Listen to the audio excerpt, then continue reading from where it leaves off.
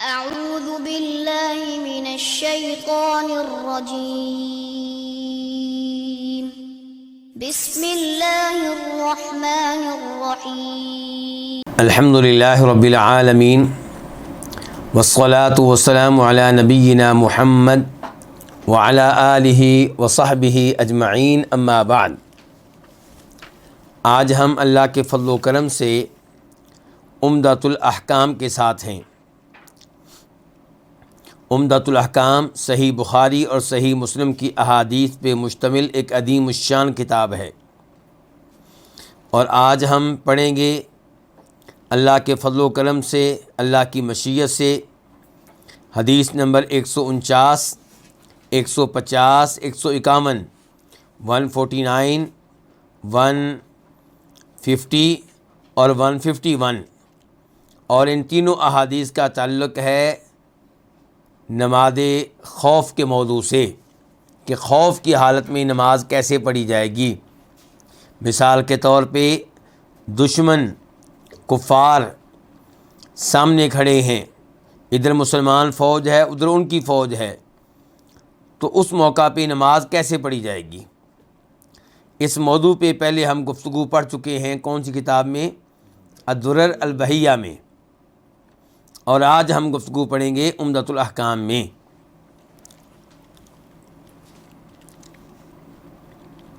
تو آئیے سب سے پہلے حدیث نمبر 149، 149۔ اس حدیث کا مفہوم اور خلاصہ یہ ہے کہ امام اپنی فوج کو دو حصوں میں تقسیم کرے گا،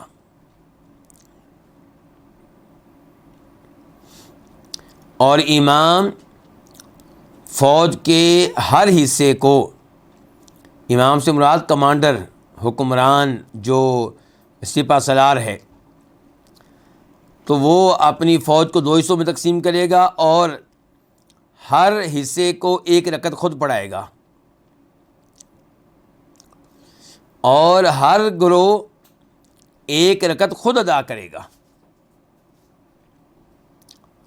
یہ حدیث پڑھیں، توجہ سے پڑھیں اور غور کریں کہ نماز کی کیا اہمیت ہے، کہ دشمن سامنے کھڑا ہے، تلواریں چلنے کا خطرہ ہے، نیزے چلنے کا خطرہ ہے، تیر چلنے کا خطرہ ہے، لیکن کیا ہو رہا ہے کہ نماز کا یہ اہتمام کہ اس موقع پہ بھی ادا کی جائے گی، وقت پہ ادا کی جائے گی، جماعت کے ساتھ ادا کی جائے گی،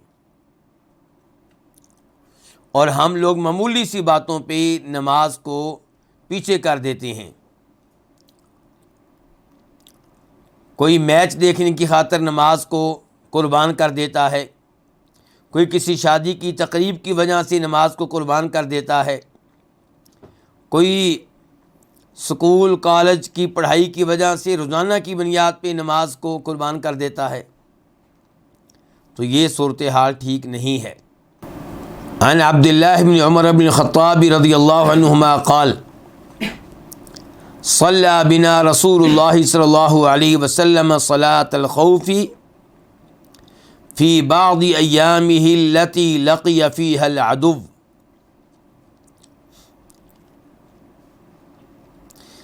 عبداللہ بن عمر بن خطاب رضی اللہ عنہما سے روایت ہے، عبداللہ بھی صحابی ہیں اور ان کے والد عمر بھی صحابی ہیں، بلکہ وہ ہمارے دوسرے خلیفہ راشد ہیں۔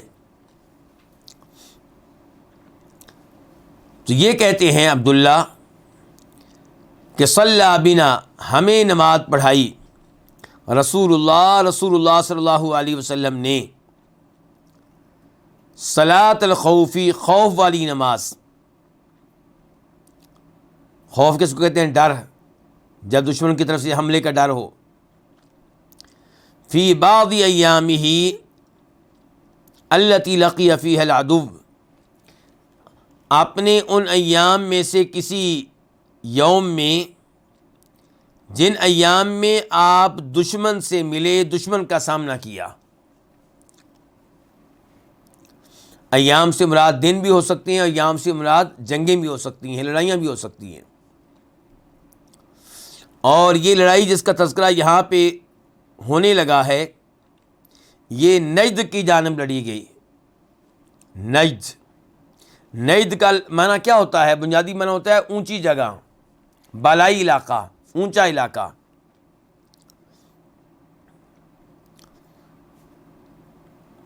تو مکہ مدینہ کے اعتبار سے اگر آپ ریاض کی طرف جائیں تو یہ علاقے نجد کہلاتے ہیں، اونچے علاقے کہلاتے ہیں، اور اسی جانب آگے چلتے جائیں تو پھر عراق آ جائے گا، تو عراق بھی نجد کہلاتا ہے۔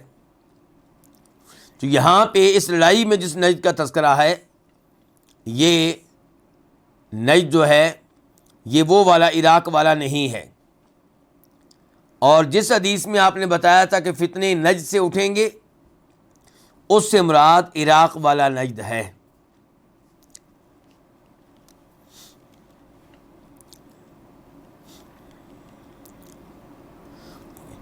فقامت طائفۃ معہ، چنانچہ ایک گروہ آپ کے ساتھ کھڑا ہوا۔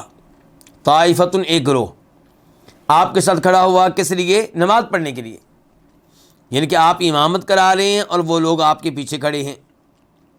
وطائفۃ بإزاء العدو، اور ایک گروہ دشمن کے سامنے تھا۔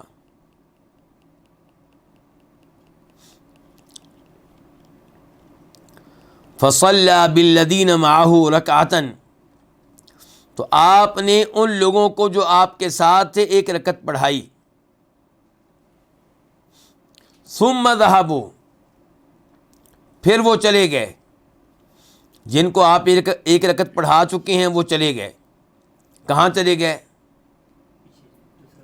دشمن کے سامنے، دشمن کے سامنے وہ کھڑے ہو گئے۔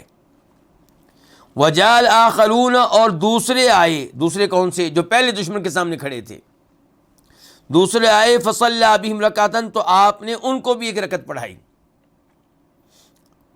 اب نبی علیہ السلام کی کتنی رکعتیں ہو گئیں؟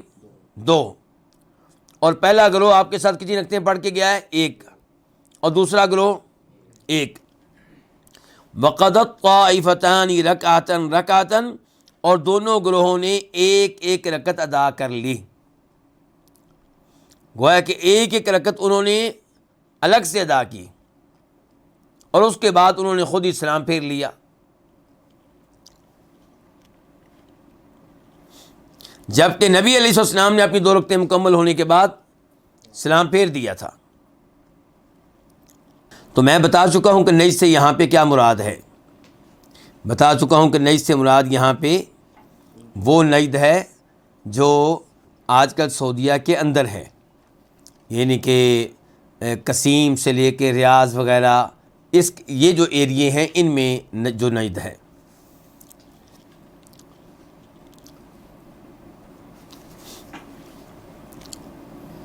تو اس حدیث سے اب کیا کیا مسائل معلوم ہوئے؟ نمبر 1، یہ پتہ چلا کہ نماز خوف ادا کرنا یہ شریعت سے ثابت ہے، جب کہ خوف اتنا زیادہ ہو کہ معمول کے مطابق نماز ادا کرنا ممکن نہ ہو، اور اس انداز سے نماز ادا کرنا، اس کا مقصد کیا ہے؟ امت کے اوپر تخفیف کرنا، ان کے لیے معاملات کو آسان کرنا، اور دشمن سے جہاد کے معاملے میں ان کی مدد کرنا، اور جماعت کے ساتھ نماز ادا کرنے کا اہتمام کرنا، اور وقت پہ نماز ادا کرنے کا اہتمام کرنا۔ دوسرے نمبر پہ اس حدیث سے یہ مسئلہ معلوم ہوا کہ نماز میں چاہے حرکت بہت زیادہ ہو جائے، اگر وہ نماز کی مصلحت کے لیے ہے، نماز کے فائدے کے لیے ہے، یا کسی مجبوری کے لیے ہے، تو اس سے نماز باطل نہیں ہوتی۔ اب یہاں پہ دیکھیے، ایک گروہ نے آپ کے ساتھ پہلی رکعت ادا کی ہے، پھر وہ دشمن کے سامنے کھڑے ہو گئے ہیں اور ابھی تک ان کی نماز مکمل نہیں ہوئی، آپ کے پیچھے سے حرکت کی ہے اور دشمن کے سامنے جا کے کھڑے ہو گئے ہیں، اور وہ جو وہاں پہ کھڑے تھے وہ اب آپ کے پیچھے آئے ہیں، انہوں نے آپ کے ساتھ ایک رکعت ادا کی ہے۔ تو اب جو پہلا گروہ ہے انہوں نے ایک رکعت کب ادا کی ہوگی؟ بعد میں، اور بیچ میں یہ حرکت کی ہے انہوں نے اتنی لمبی، تو اس سے پتہ چلا کہ اگر نماز میں حرکت کرنا یہ نماز کی مصلحت کے لیے ہے تو اس میں کوئی حرج نہیں ہے۔ مثال کے طور پہ آپ نماز پڑھ رہے ہیں اور آپ کے سامنے والی صف میں کسی آدمی کا وضو ٹوٹ گیا ہے اور وہ چلا گیا ہے، جگہ خالی ہو گئی ہے، تو آپ پچھلی صف سے حرکت کریں اور اگلی صف میں پہنچیں، کیونکہ نماز میں صف بندی کی بہت زیادہ اہمیت ہے۔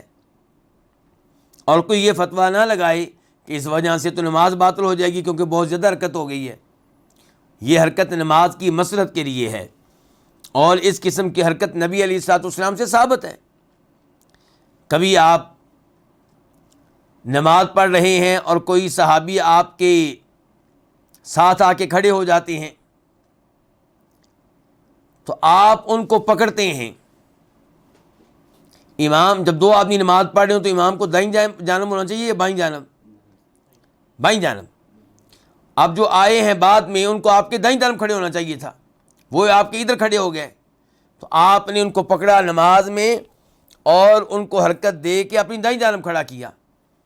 اب نماز میں آپ نے بھی حرکت کی ہے اور وہ بھی نماز میں داخل ہو چکا تھا، اس کو بھی آپ نے حرکت دی ہے، لیکن یہ حرکت نماز کے فائدے کے لیے ہے، نماز کی مصلحت کے لیے ہے، اس میں کوئی حرج نہیں ہے۔ ایسے ہی مجبوری ہو تو اس میں بھی کوئی مسئلہ نہیں ہے۔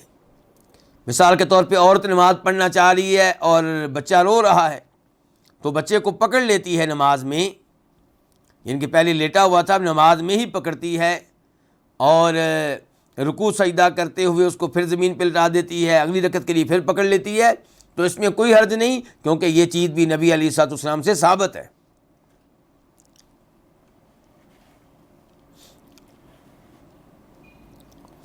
تیسرے نمبر پہ یہ پتہ چلا کہ انسان کو انتہائی درجے کی کوشش کرنی چاہیے کہ نماز کو وقت پہ ادا کرے اور جماعت کے ساتھ ادا کرے۔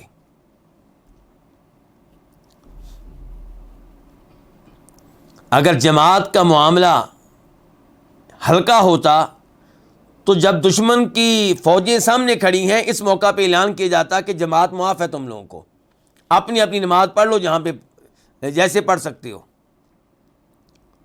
لیکن اس موقع پہ بھی جماعت کا اہتمام، اس سے پتہ چلا کہ نماز کو وقت پہ ادا کرنا ہے، قضا نہیں کرنا، اور نماز کو جماعت کے ساتھ ادا کرنا ہے۔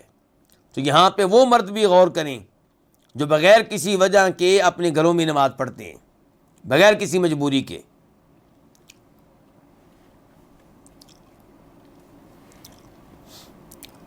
چوتھا مسئلہ اس حدیث سے معلوم ہوا کہ جس طرح مسلمان نماز کے معاملے میں اہتمام کرنے والے ہیں ان کو اپنے دشمن پہ بھی نگاہ رکھنی چاہیے، اور نماز پڑھیں تو اس موقع پہ بھی اس انداز سے پڑھیں کہ دشمن کو پتہ چلے کہ یہ نماز کی حالت میں بھی ہمارے اوپر نگاہ رکھے ہوئے ہیں، ہمارے اوپر اپنی توجہ مبذول کیے ہوئے ہیں۔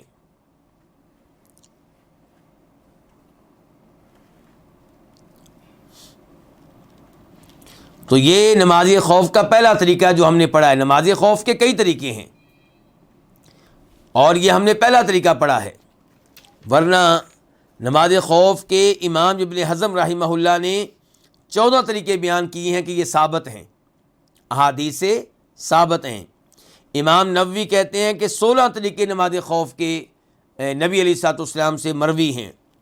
امام ابن العربی کہتے ہیں کہ 24 طریقے، اور امام ابن القیم رحمہ اللہ اپنی مشہور و معروف کتاب زاد المعاد میں، زاد المعاد کا موضوع کیا ہے؟ سیرت کی کتاب ہے، زاد المعاد فی ہدی خیر العباد، تو اس کتاب میں فرماتے ہیں کہ نبی علیہ الصلوۃ والسلام سے نماز خوف کے معاملے میں جتنی احادیث آئی ہیں ان کا خلاصہ یہ ہے کہ نماز خوف کے 6 یا 7 طریقے ہیں۔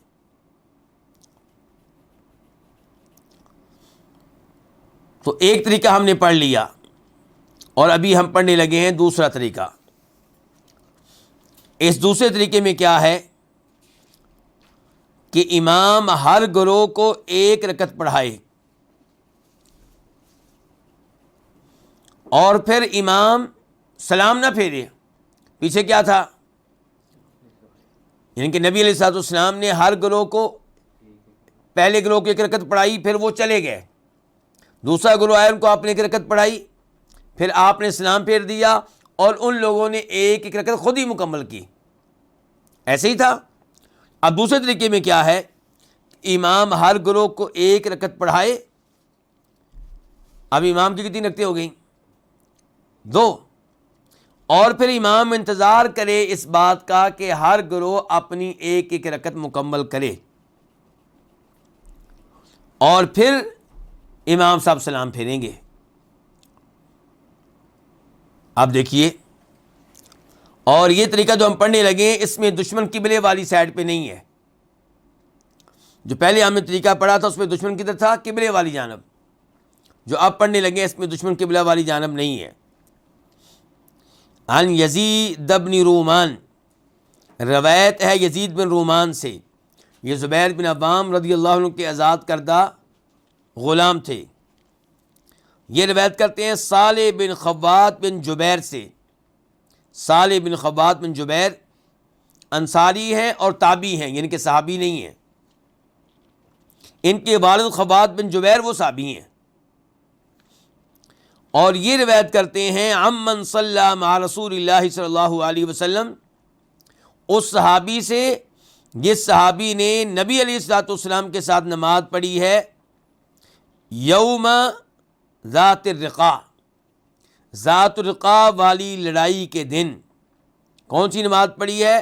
صلاۃ خوف، صلاۃ الخوفی، نماز خوف.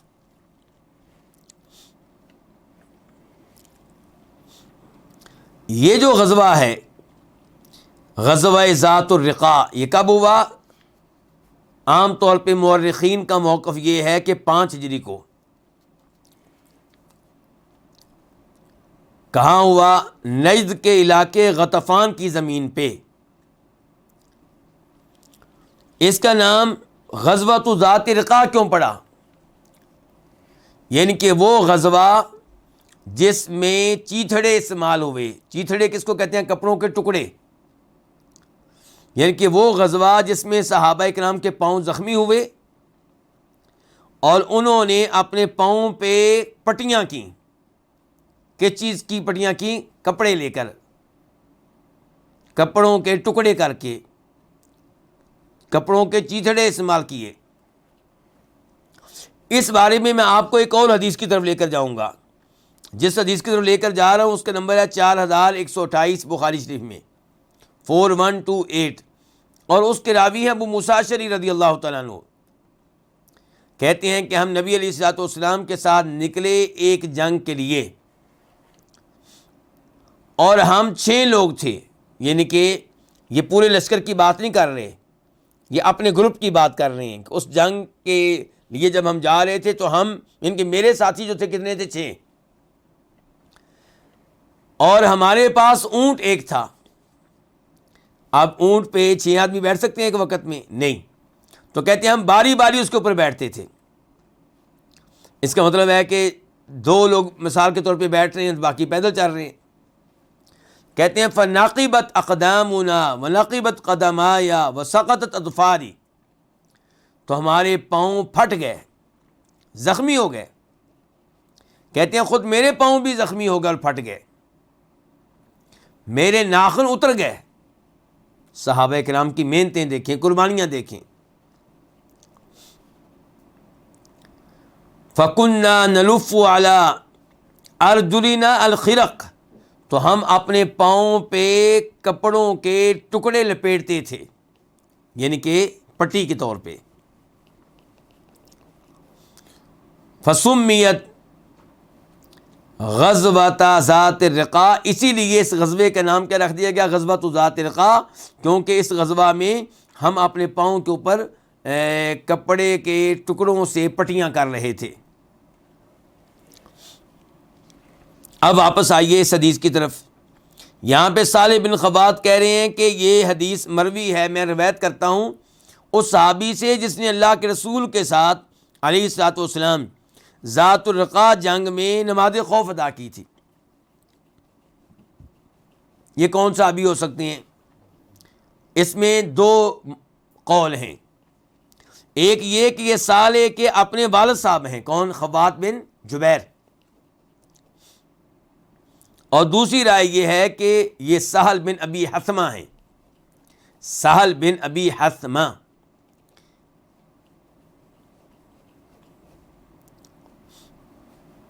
اور امید یہ ہے کہ صالح اس حدیث کو دونوں سے روایت کرتے ہیں، اپنے والد سے بھی اور سہل بن ابی حثمہ سے بھی.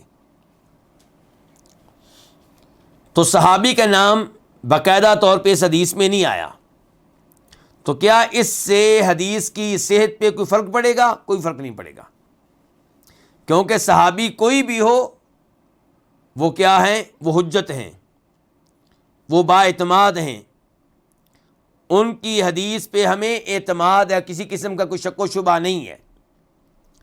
لیکن اگر کوئی صحابی سے روایت کرنے والا راوی تابعی نامعلوم ہو تو وہاں پہ ہمیں اعتماد نہیں ہوگا. ہمیں کیا پتا کہ یہ آدمی کیسا تھا، سچا تھا کہ جھوٹا تھا، حافظہ اس کا کمزور تھا کہ مضبوط تھا. لیکن صحابہ کرام میں ایسا کوئی مسئلہ نہیں ہے، بس یہ پتہ چل جائے کہ واقعی صحابی ہیں. اور یہ پتہ چل گیا یہاں پہ، کیونکہ صالح بن خوات یہ علماء حدیث کے نزدیک قابل اعتماد ہیں، اور یہ کہہ رہے ہیں کہ میں اس حدیث کو روایت کرتا ہوں اس صحابی سے جس نے نماز پڑھی ہے نبی علیہ الصلوۃ والسلام کے ساتھ. کب؟ غزوہ ذات الرقاع میں. کون سی نماز؟ نماز خوف. ٹھیک ہے جی. اب روایت کیا ہے، حدیث کیا ہے؟ کہ ان طائفۃ صفت معہ، کہ ایک گروہ نے صف بنائی نبی علیہ الصلوۃ والسلام کے ساتھ. وطائفۃ وجاہ العدو، اور ایک گروہ رہا دشمن کے سامنے. فصلی بالذین معہ رکعۃ، تو آپ نے ان لوگوں کو جو آپ کے ساتھ تھے ایک رکعت پڑھائی. ثم ثبت قائما، پھر آپ کھڑے رہے. یہ دوسری رکعت کے لیے آپ کھڑے ہیں اور کھڑے ہی ہیں. فَأَتَمُّوا لِأَنفُسِهِمْ، تو ان لوگوں نے اپنی نماز مکمل کر لی، یعنی کہ ایک رکعت اور ادا کر لی، اور آپ نے ان کی ایک رکعت اور ادا کرنے کا کیا کیا؟ انتظار کیا ہے. ثُمَّ انصَرَفُوا، پھر یہ لوگ چلیں گے. گویا کہ یہ اپنی نماز مکمل کر کے چلے گئے. فَصَفُّوا وِجَاهَ الْعَدُوِّ، تو ان لوگوں نے دشمن کے سامنے صف بنا لی. وَجَاءَتِ الطَّائِفَةُ الْأُخْرَى، اور دوسرا گروہ آیا. دوسرا گروہ کون سا؟ جو پہلے دشمن کے سامنے کھڑا تھا. فَصَلَّى بِهُمُ الرَّكْعَةَ الَّتِي بَقِيَتْ، تو آپ نے ان کو وہ رکعت پڑھائی جو رہ گئی تھی، آپ کی رہ گئی تھی ان کے. ثُمَّ ثَبَتَ جَالِسًا، پھر آپ بیٹھے رہے. کہاں؟ تشہد میں، تحیات میں. وَأَتَمُّوا لِأَنفُسِهِمْ، اور ان لوگوں نے اپنی نماز مکمل کر لی، یعنی کہ ایک رکعت ادا کر لی. ثُمَّ سَلَّمَ بِهِمْ، پھر آپ نے ان کے ساتھ مل کے سلام پھیرا. کن کے ساتھ مل کے؟ دوسرے گروہ کے ساتھ مل کے.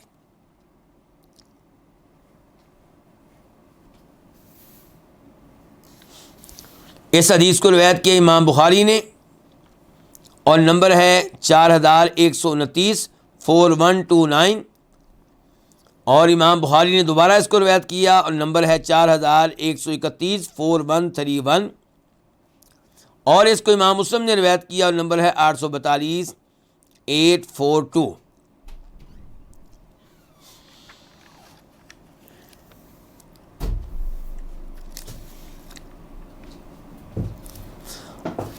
اچھا، اس کے بعد کہتے ہیں ہماری کتاب کے مؤلف وہ کون ہیں؟ شیخ عبد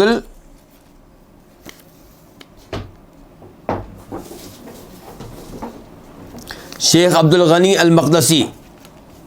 وہ کہتے ہیں کہ الرجل الذي صلى مع رسول اللہ صلی اللہ علیہ وسلم هو سہل بن ابی حثمہ، کہ وہ آدمی جس نے نبی علیہ الصلوۃ والسلام کے ساتھ نماز پڑھی تھی وہ سہل بن ابی حثمہ ہیں. جن کے وہ صحابی کون سے ہیں؟ یہ کہتے ہیں سہل بن ابی حثمہ ہیں.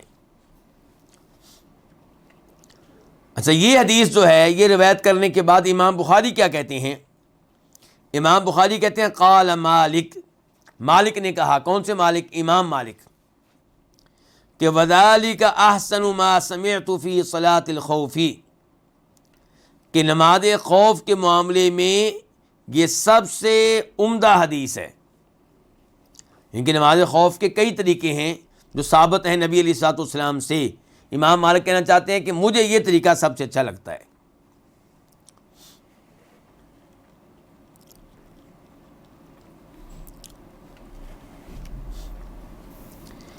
امام احمد رحمہ اللہ سے ان کے شاگرد الاثرم نے پوچھا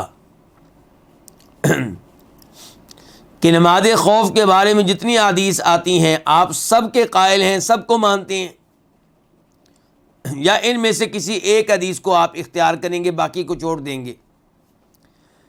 کہنے لگے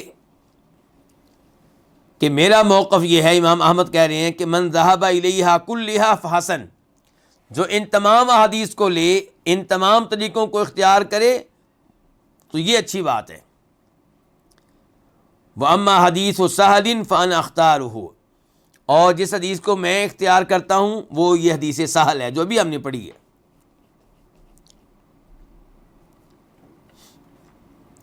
یعنی کہ یہ طریقے جو ہیں جو نبی علیہ السلام سے ثابت ہیں، یہ کمانڈر جو ہے صورتحال دیکھ کے ایک جو طریقہ مناسب ہوگا وہ اختیار کرے گا.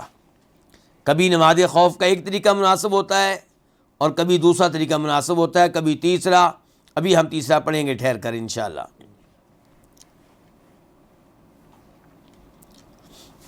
تو اس حدیث سے کیا کیا مسائل معلوم ہوئے؟ نمبر ایک وہی کہ نماز خوف ثابت ہے نبی علیہ الصلوۃ والسلام سے. اور نمبر دو پتہ چلا کہ جماعت کے ساتھ نماز پڑھنے کی کیا اہمیت ہے، کیا تاکید ہے. اور تیسرے نمبر پہ پتہ چلا کہ جو دشمن ہیں ان سے بھی بچنا ہے، احتیاط کرنی ہے. نماز میں نماز پڑھنے کا مطلب یہ نہیں کہ دشمن سے غافل ہو جائیں، اور دشمن سے مقابلہ کرنے کا مطلب یہ نہیں ہے کہ نماز سے غافل ہو جائیں. دونوں کام کرنے ہیں.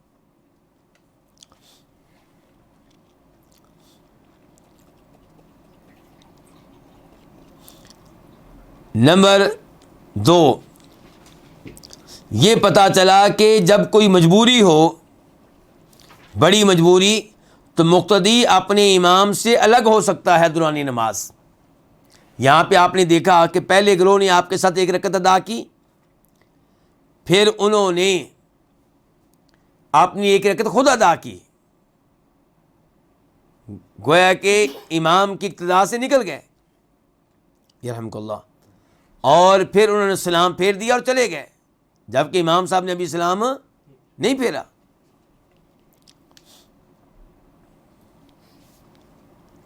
اور یہ بھی نہیں ہے کہ انہوں نے امام صاحب کے ساتھ الگ ہو کر نئے سرے سے نماز شروع کی ہو، ایسا بھی نہیں ہے.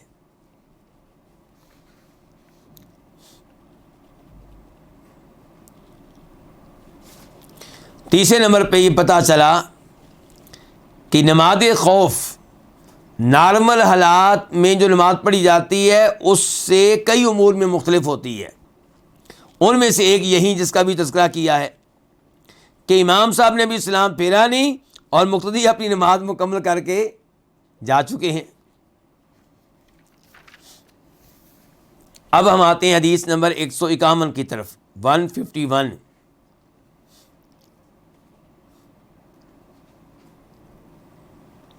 راوی ہیں جابر بن عبداللہ الانصاری رضی اللہ عنہما. وہ کہتے ہیں، اور اس حدیث میں طریقہ کیا بیان کیا جائے گا کہ دونوں گروہ امام صاحب کے ساتھ ایک ساتھ نماز شروع کرتے ہیں. دونوں گروہ امام صاحب کے ساتھ نماز کا آغاز کرتے ہیں، اور ایک گروہ پہلی صف میں ہے، دوسرا گروہ دوسری صف میں، اور بعد میں یعنی کہ دوسری رکعت میں پہلی صف والا گروہ دوسری صف میں آ جائے گا اور دوسری صف والا گروہ پہلی صف میں آ جائے گا، اور امام صاحب دونوں کے ساتھ ایک ساتھ سلام پھیریں گے۔ دیکھیے جابر کہتے ہیں شہدت مع رسول اللہ صلی اللہ علیہ وسلم صلاۃ الخوف، میں نبی علیہ الصلوۃ والسلام کے ساتھ نماز خوف میں حاضر ہوا۔ فصففنا صفین، آپ نے ہماری دو صفیں بنائیں، صف خلف رسول اللہ صلی اللہ علیہ وسلم، ایک صف نبی علیہ الصلوۃ والسلام کے پیچھے تھی، اور دوسری صف کہاں ہوگی؟ وہ ان کے پیچھے۔ والعدو بیننا وبین القبلہ، اور دشمن ہمارے اور قبلے کے درمیان میں تھا۔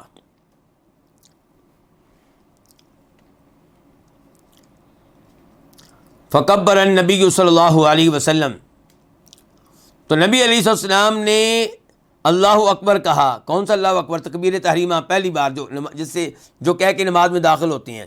وکبرنا جمیعا، اور ہم نے بھی ایک ساتھ مل کر اللہ اکبر کہا۔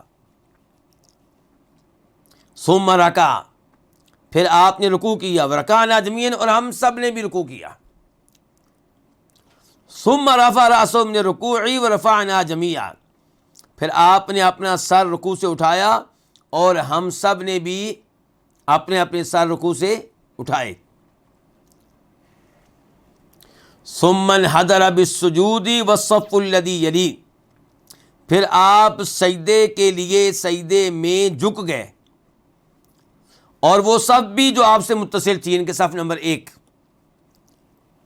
اب یہاں پہ فرق آ گیا ہے، سجدے میں سب لوگ نہیں گئے، امام صاحب گئے ہیں، نبی علیہ السلام، اور پہلی صف سجدے میں گئی ہے، دوسری صف پیچھے کھڑی ہے تاکہ دشمن کو پتہ چلے کہ یہ ہوشیار ہیں۔ وقام الصف المؤخر فی نحر العدو، اور آخری صف دشمن کے مقابلے میں کھڑی رہی۔ فلما قضى النبی صلی اللہ علیہ وسلم السجود، جب نبی علیہ الصلوۃ والسلام نے سجدے کر لیے، وقام الصف الذی یلیہ، اور وہ صف کھڑی ہو گئی جو آپ سے متصل تھی۔ کھڑی کس کام کے لیے ہو گئی؟ دوسری رکعت کے لیے۔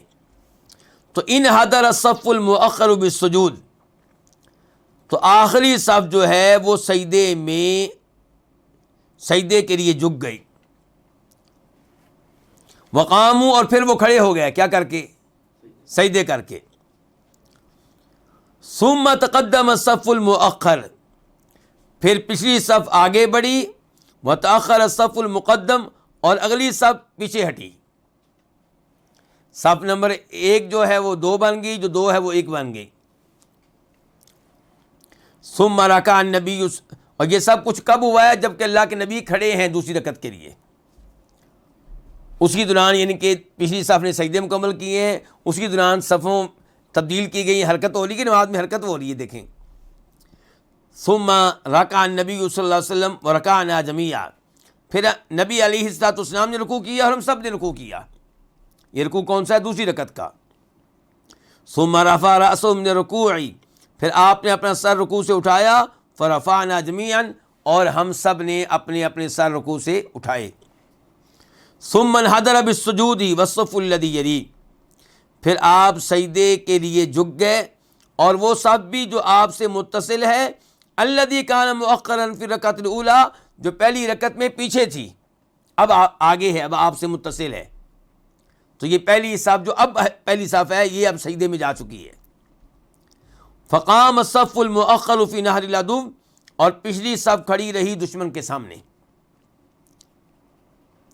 فلما قضى النبی صلی اللہ علیہ وسلم السجود والصف الذی یلی، جب نبی علیہ الصلوۃ والسلام نے سجدے مکمل کر لیے اور اس صف نے بھی جو آپ سے متصل ہے، تو انحدر الصف المؤخر بالسجود، تو پچھلی صف جھک گئی سجدے میں، تو انہوں نے سجدے کر لیے، اور اس دوران پہلی صف کیا کر رہی ہے؟ بیٹھے ہوئے ہیں، تشہد میں بیٹھے ہوئے ہیں اور دشمن کو بھی دیکھ رہے ہیں. اب یہ سب بیٹھے ہوئے ہیں کس کام کے لیے؟ تشہد پڑھنے کے لیے. ثم سلم النبی صلی اللہ علیہ وسلم، پھر نبی علیہ السلام نے سلام پھیرا. وسلمنا جمیعا، اور ہم سب نے سلام پھیرا. قال جابر، جابر کہتے ہیں رضی اللہ تعالی عنہ، کما یصنع حرسکم ہؤلاء بامرائہم، جس طرح تمہارے محافظ، تمہارے یہ محافظ اپنے حکمرانوں کے ساتھ کرتے ہیں. جناب جابر نے دیکھا ہوگا کہ اس زمانے میں جو محافظ ہیں وہ باری باری نماز پڑھتے ہوں گے، کوئی ایسا انداز اختیار کرتے ہوں گے. جناب جابر نے کہا کہ صحابہ کرام نے خوف کی حالت میں نبی علیہ الصلوۃ والسلام کے ساتھ نماز میں وہی معاملہ اختیار کیا جو معاملہ تمہارے محافظ، تمہاری پولیس، تمہارے حکمرانوں کے ساتھ آج کل کرتی ہے. ہماری کتاب کے مؤلف کہتے ہیں ذکرہ مسلم بتمامی، اس حدیث کو مکمل طور پہ کس نے ذکر کیا؟ امام مسلم نے. وذکر البخاری طرفا منہ، اور امام بخاری نے اس حدیث کا ایک ٹکڑا ذکر کیا ہے. وانہ صلی صلاۃ الخوف مع النبی صلی اللہ علیہ وسلم فی الغزوۃ السابعہ، اور یہ کہ آپ نے نماز خوف پڑھائی تھی، اور یہ کہ جابر نے نماز پڑھی تھی نبی علیہ الصلوۃ والسلام کے ساتھ 7ویں غزوے میں، غزوۃ ذات الرقاع میں. تو صحیح بات یہ ہے کہ امام مسلم نے اس حدیث کو مکمل طور پہ ذکر کیا ہے، امام بخاری اس کا تذکرہ نہیں کر سکے. یعنی کہ نماز کی کیفیت جناب جابر سے اس غزوے میں امام بخاری نے ذکر نہیں کی. اب ہم آتے ہیں اس حدیث سے کون کون سے مسائل معلوم ہوئے. نمبر 1، نماز خوف کا ایک اور طریقہ معلوم ہوا، اور کرنا کیا ہے کہ کمانڈر جو ہے، سپہ سالار جو ہے فوج کا سربراہ، وہ فیصلہ کرے گا کہ کس موقع پہ ان طریقوں میں سے کون سا طریقہ اختیار کیا جائے. نمبر 2، یہ پتہ چلا کہ دشمن کا خیال رکھا گیا ہے سجدے کے دوران، باقی نماز میں دشمن کا خیال نہیں کیا گیا، کیونکہ دشمن کو پتہ تھا کہ یہ لوگ ہمیں دیکھ رہے ہیں اور یہ کھڑے ہیں، ہوشیار ہیں. سجدے کی حالت میں خطرہ ہوتا ہے کہ دشمن کہیں حملہ نہ کر دیں، تو سجدے کی حالت میں ایک صف نے آپ کے ساتھ سجدے کیے ہیں، دوسری صف نے دشمن کا خیال رکھا ہے.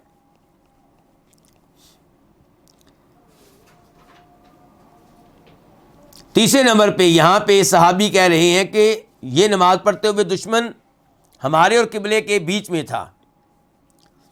تو اس سے کیا پتہ چلا؟ اس سے پتہ چلا کہ اگر دشمن قبلے والی جانب نہ ہو تو پھر نماز خوف کا کوئی اور طریقہ اختیار کیا جائے گا. تو پتہ چلا کہ نماز خوف میں ان تمام چیزوں کا خیال کیا جاتا ہے، تو کوئی مناسب طریقہ دیکھ کر نماز پڑھی جاتی ہے. چوتھے نمبر پہ اس حدیث سے پتہ چلا کہ نبی علیہ السلام کی قیادت کتنی شاندار تھی، کیسے نماز پڑھانے کا بھی اہتمام کر رہے ہیں کہ فوج نماز بھی پڑھے، سپاہی نمازیں بھی پڑھیں، اور دشمن کے اوپر بھی نگاہ ہے. کتنی اچھی آپ کی ترتیب ہے، کتنی شاندار آپ کی تدبیر ہے. نمبر 5 کہ نبی علیہ الصلوۃ والسلام عدل و انصاف کرنے والے تھے.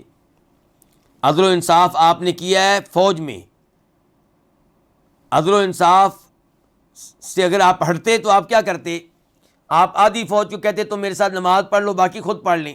لیکن باقی فوجیوں کو افسوس ہوتا کہ ہم اللہ کے رسول کے ساتھ اور جماعت کے ساتھ نماز پڑھنے کے اعزاز سے محروم ہو گئے صلی اللہ علیہ وسلم. تو آپ نے کمال عدل و انصاف کا مظاہرہ کیا، یعنی کہ فوج کو مکمل طور پہ تقسیم کیا اور موقع دیا ہر ایک کو آپ کی اپنی امامت سے فائدہ اٹھانے کا، برابر برابر. اور اس حدیث سے بھی پتہ چلا کہ نماز میں حرکت اگرچہ بہت زیادہ ہو لیکن نماز کی مصلحت کے لیے ہے، تو اس سے نماز میں کوئی فرق نہیں پڑتا.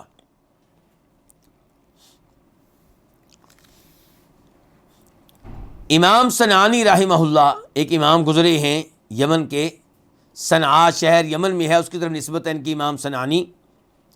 انہوں نے نماز خوف کے مسئلے پہ گفتگو کی، علماء کرام کا اختلاف بیان کیا اور بیان کیا کون سے امام نماز خوف کا کون سا طریقہ پسند کرتے تھے۔ پھر وہاں پہ کہتے ہیں امام صنعانی کہ ان ائمہ کرام نے وعدے کر دیا ہے کہ اذا صح الحدیث فہو مذہبی، ان اماموں میں سے ہر ایک نے تقریباً یہ کہا ہوا ہے کہ جب صحیح حدیث مل جائے تو سمجھو وہی میرا مسلک ہے، وہی میرا موقف ہے، وہی میرا فتویٰ ہے، وہی میرا قول ہے۔ یہ قول امام شافعی سے بھی ثابت ہے، امام صنعانی کہہ رہے ہیں، امام ابو حنیفہ سے بھی ثابت ہے، امام مالک سے بھی ثابت ہے، امام احمد سے بھی ثابت ہے، بلکہ امام صنعانی کہتے ہیں ہر مومن کی زبان پہ یہی بات ہے، اگرچہ وہ منہ سے ادا کرے نہ ادا کرے، ہر مسلمان کے ایمان کا تقاضا یہ ہے کہ وہ کہے کہ میرا موقف صحیح حدیث ہے۔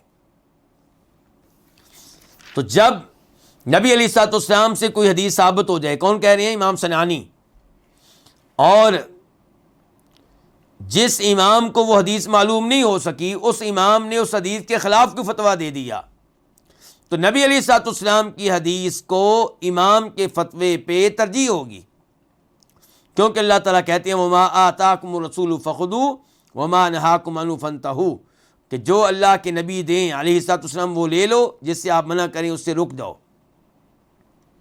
تو یہ تقاضا ہے آپ پہ ایمان کا، اگر اللہ کے رسول کو رسول مانا ہے، نبی مانا ہے، تو آپ کی بات کو، ہر ایک کی بات کے اوپر ترجیح دی جائے گی۔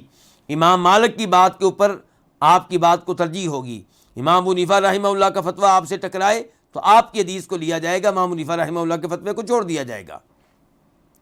اور ائمہ اربعہ اور دیگر ائمہ کرام کی گفتگو سے آپ کو پتہ چلے گا کہ وہ نبی علیہ الصلوۃ والسلام کی تمام احادیث کا احاطہ نہیں کر سکے، یعنی کہ حدیث کے وہ امام تھے، بہت سی احادیث تھی ان کے پاس، لیکن ہر حدیث ہر امام کے پاس ہو ایسا نہیں تھا۔ تو افسوس ہوتا ہے کہ جب جاہل مقلد یہ بات ماننے سے انکار کر دیتے ہیں کہ تمہارے امام تک یہ حدیث نہیں پہنچی ہوگی جس حدیث کے خلاف تمہارے امام کا فتویٰ ہے، وہ کہتے ہیں نہ ہمارے امام نے ہر حدیث کو جان لیا، اور ہمارے امام کو پتہ چل گیا ہوگا کہیں سے کہ یہ حدیث منسوخ ہے یا اس کی کوئی تعویل ہوگی، اس لیے ہمارے امام صاحب نے فتویٰ کو اور دیا ہے۔ ہم ان کو سمجھاتے ہیں کہ نہیں، آپ کے امام صاحب نے فتویٰ اور دیا ہوگا اس لیے کہ حدیث ان کو نہیں ملی ہوگی، یا ان کو حدیث ملی ہوگی کسی ضعیف سند کے ساتھ۔